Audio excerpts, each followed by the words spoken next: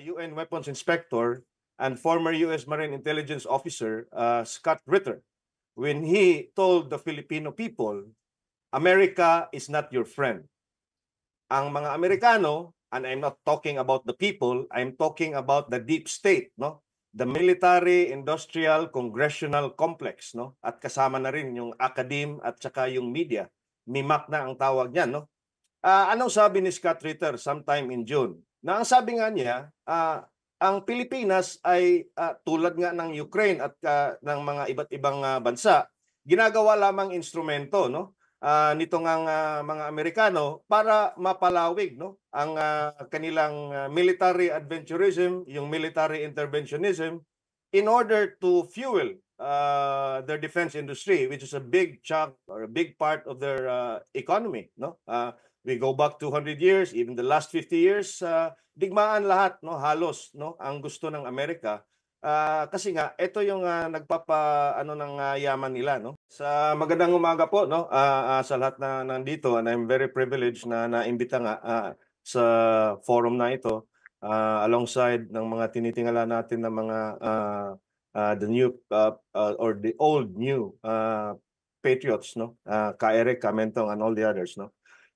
Yung pahayag ko, umpisahan ko na lang muna, no. I will center my statement to the statement of former UN weapons inspector and former U.S. Marine Intelligence officer, Scott Ritter, when he told the Filipino people, America is not your friend. Ang mga Amerikano, and I'm not talking about the people, I'm talking about the deep state, no? The military, industrial, congressional complex, no? At kasama na rin yung academe at saka yung media. MIMAC na ang tawag niyan, no? Anong sabi ni Scott Ritter sometime in June? Na ang sabi nga niya, ang Pilipinas ay tulad nga ng Ukraine at ng mga iba't ibang bansa, ginagawa lamang instrumento, no? Nito ngang mga Amerikano para mapalawig, no, ang kanilang military adventurism, yung military interventionism in order to fuel their defense industry, which is a big chunk or a big part of their economy, no.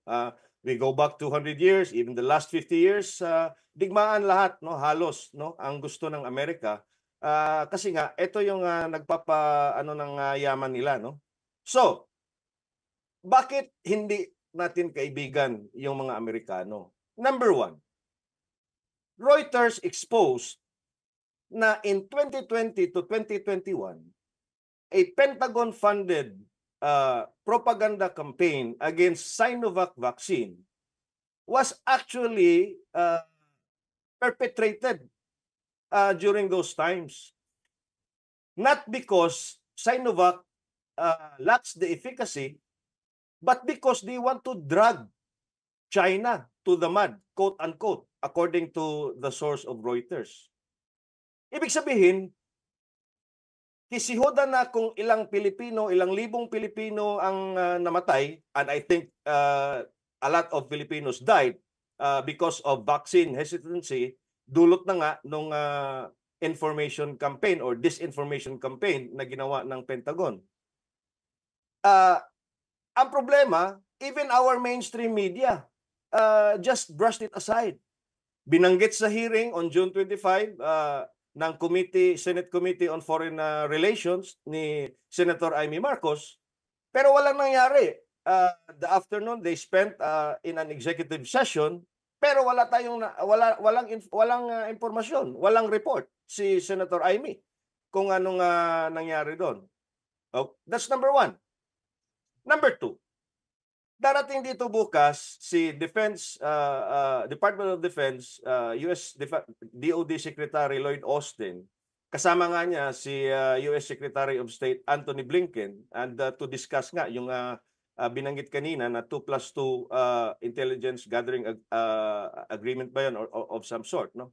At saka binibida na rin nila yung $500 million nga raw, no, na military aid to the Philippines. Pero ano nga ba yung military aid na yon? It's under the FMF program of the US Department of State. Ang FMF po ay foreign military funding. It's a program under the US State Department kung saan yung Secretary of State saka Department of Defense Secretary mamimili ng mga bansa kung saan pwede nilang tulungan, no? In terms of military equipment or kung ano-ano diyan. But the problem with this mga kababayan, ang FMF po, according to the website of the National Security and National Security and Defense Cooperation Agency ba 'yon? Yung FMF po, no? Dalawang klase 'yan. Merong isang grant, meaning hindi babayaran ng beneficiary country, no? Walang bayad 'yon, libre 'yon. Or in a form of a direct loan, which means babayaran mo. Yan ang hindi klaro. So yan ang dapat itanong natin bukas kina Secretary Blinken at Secretary Lloyd Austin. What is the nature of that 500 million military aid? Is it a grant which is free, or is it a loan to be repaid by the taxes of the Filipino people? Yun.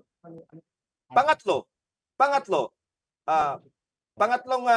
argumento ko, no, at pangatlong premise ko bakit hindi natin kaibigan ang mga Amerikano na nasa Washington DC.